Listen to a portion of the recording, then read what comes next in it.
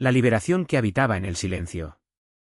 Era un sábado por la tarde cuando Daniel encontró, entre las páginas amarillentas de un libro olvidado en la estantería de su abuelo, una nota con una sencilla frase: lo que te frena no es la fuerza de la costumbre, sino la ilusión de que sin ella no sabes vivir.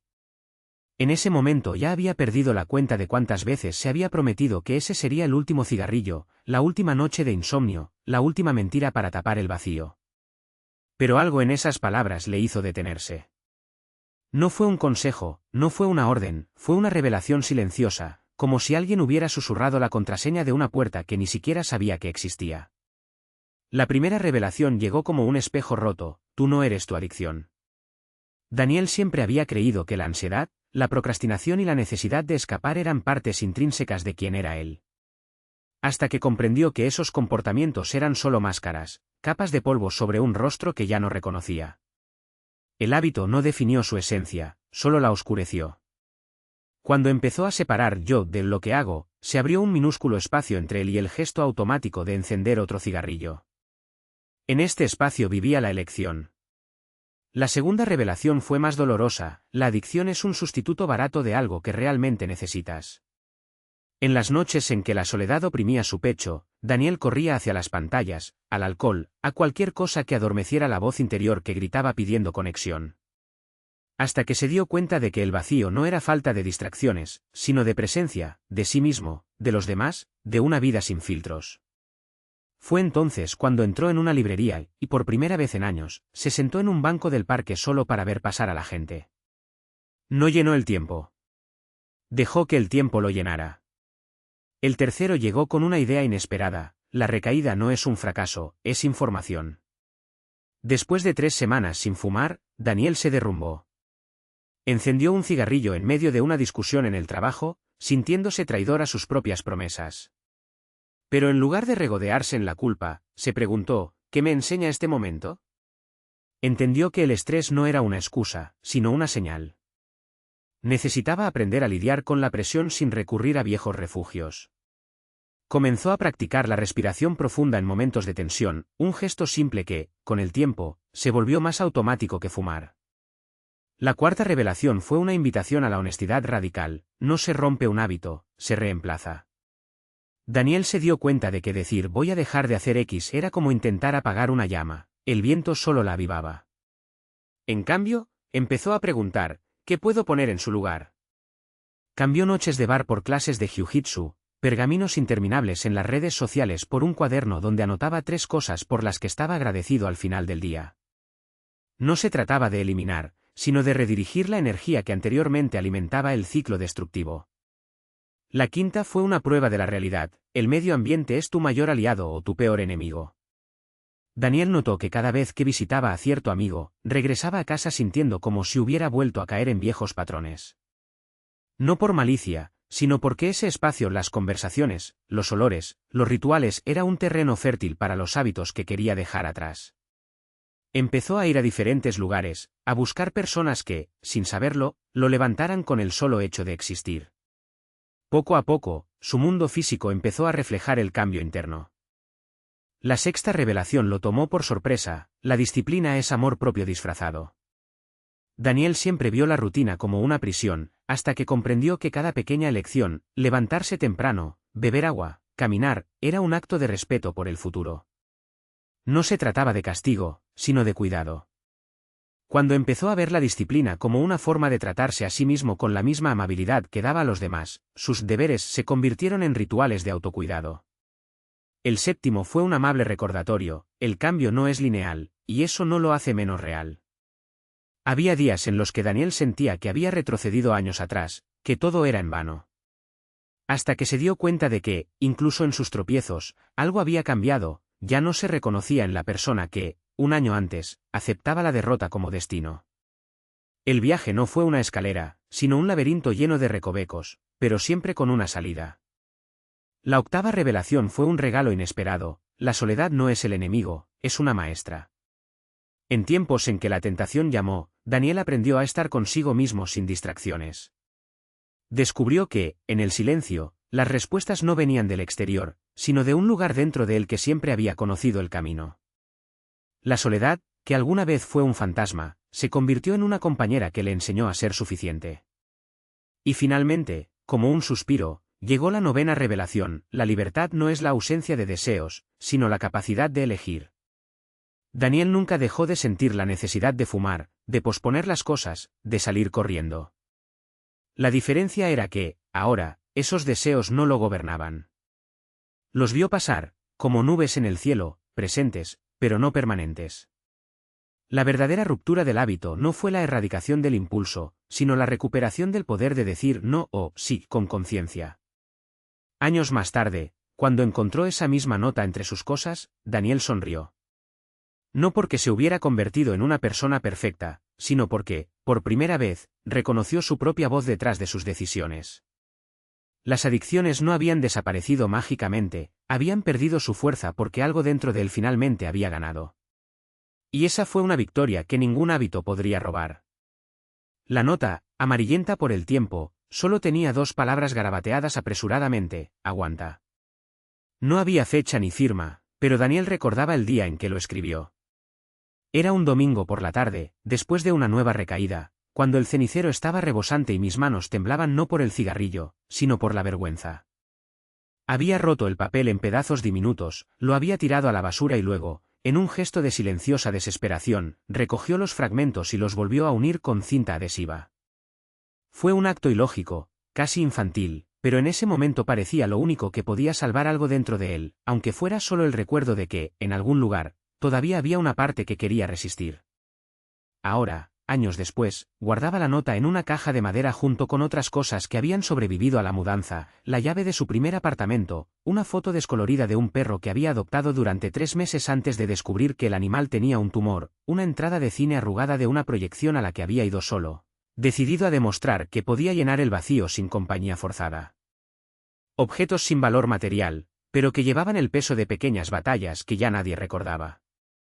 Esa mañana, mientras tomaba café en el balcón del departamento que ahora compartía con Clara, una mujer que también cargaba sus propias cajas con cosas inútiles, Daniel observó a un hombre en la acera de abajo, de pie junto a un poste de luz, con las manos en los bolsillos y el cuerpo tenso como luchando contra un viento que solo él siente.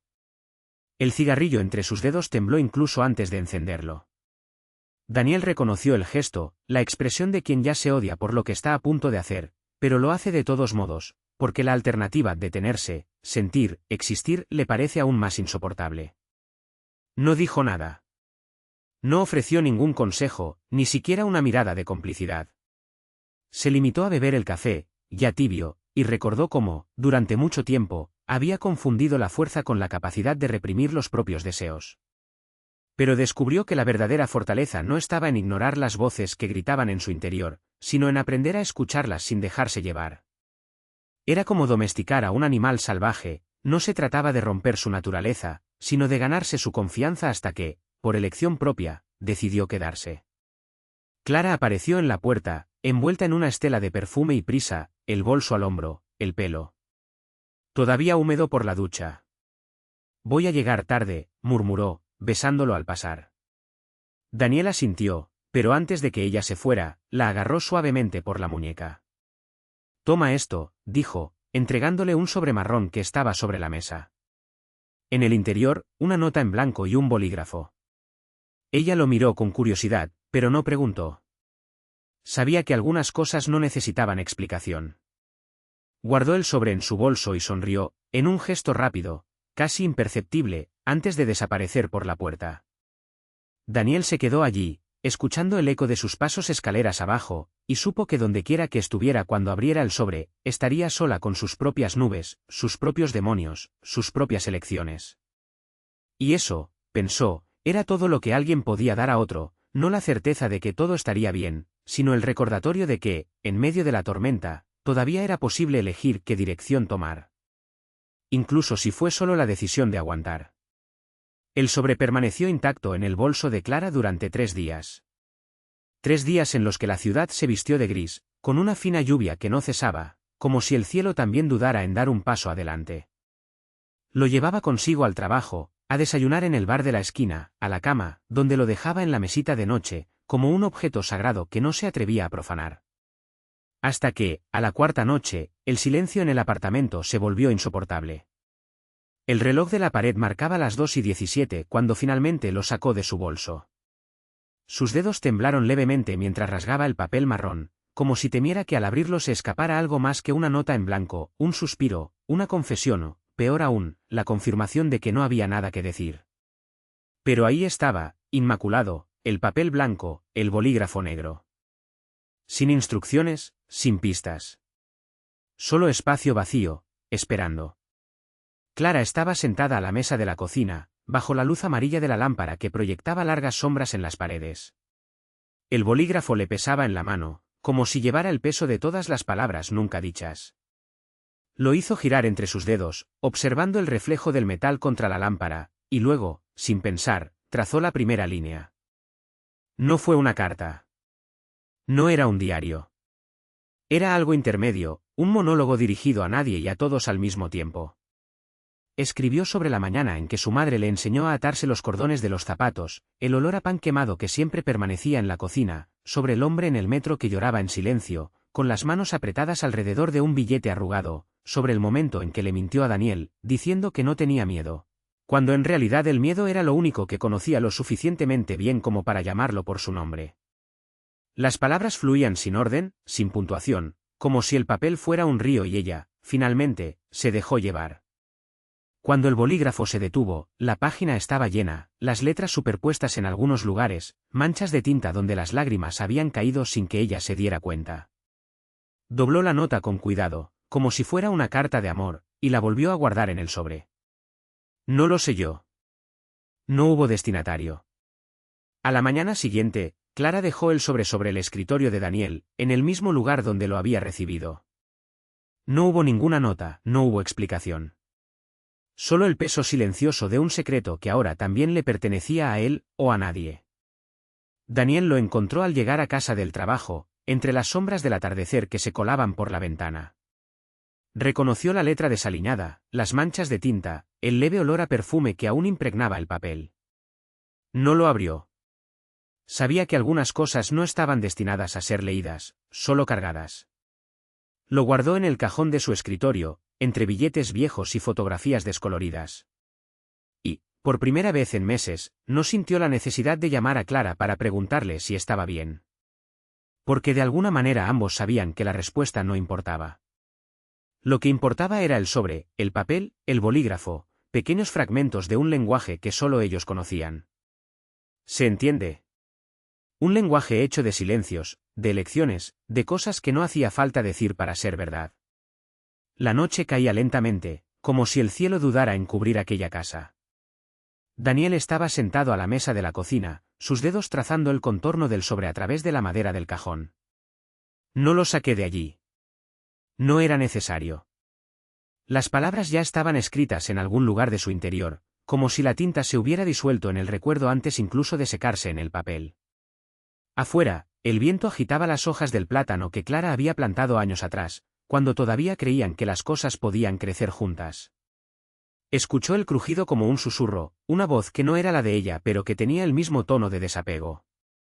No es para ti, parecía decir. Nunca lo fue. El teléfono sonó una vez, vibró en el mostrador, se iluminó la pantalla con un nombre que no era el de ella.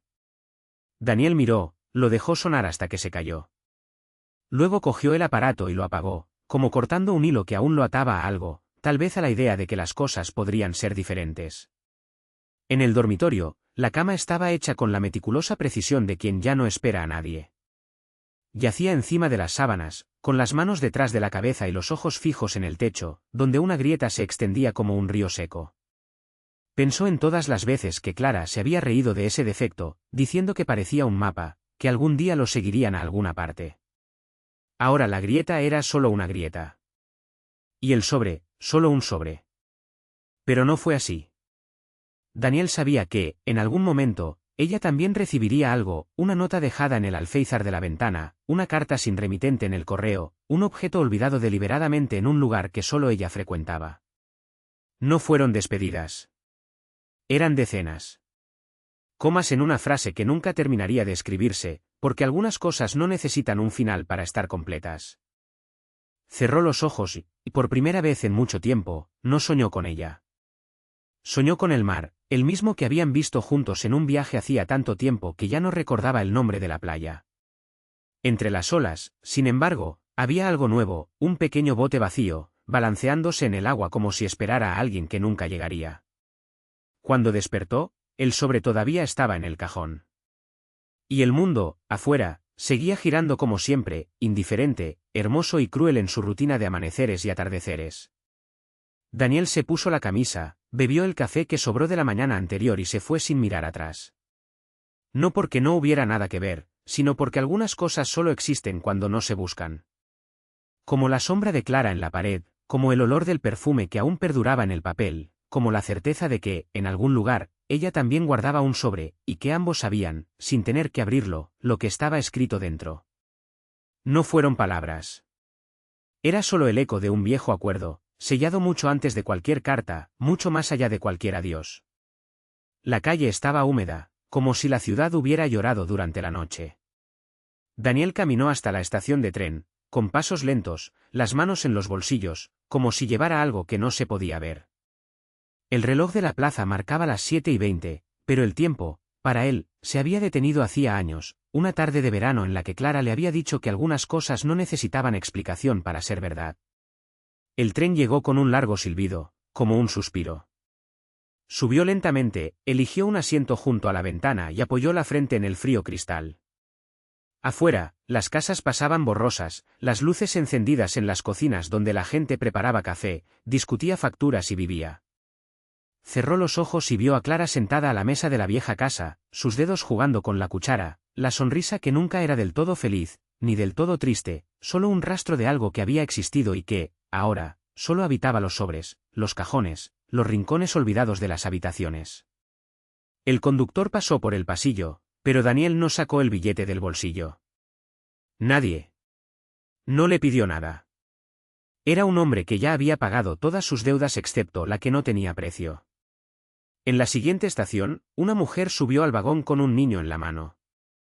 El niño, de no más de 5 años, miraba todo con una curiosidad que dolía. Daniel desvió la mirada, no sin antes ver, por un segundo, los ojos de Clara en los del niño, de un verde oscuro, casi negro, como el agua profunda de un lago donde una vez se había ahogado sin importarle. Se bajó en la penúltima parada, un pequeño pueblo que no aparecía en los mapas turísticos. Caminó hasta el río, donde las piedras estaban lisas por el tiempo y las aguas corrían lentamente, como si supieran que no había prisa. Sacó el sobre de su bolsillo. No lo abrió. No fue necesario. Sabía que dentro no había palabras, sino el peso de un silencio combinado, la promesa de que algunas cosas no necesitaban decirse para cumplirse. Dejó el papel sobre una piedra plana, donde el sol lo secaría o la lluvia lo destrozaría. No importó. Lo importante era que, en algún lugar, Clara haría lo mismo. Quizás en ese momento, quizás años después. El tiempo, para ellos, nunca había sido una medida, sino un hilo suelto que se deshacía sin principio ni fin. Cuando regresó a la estación, el tren ya había partido. Daniel se sentó en un banco de madera, con las manos cruzadas entre las rodillas, y esperó. No por el próximo auto, sino por la certeza de que, en algún lugar, una sombra se movía en la pared, un perfume flotaba en el aire y un sobre vacío contenía todo lo que necesitaban decir.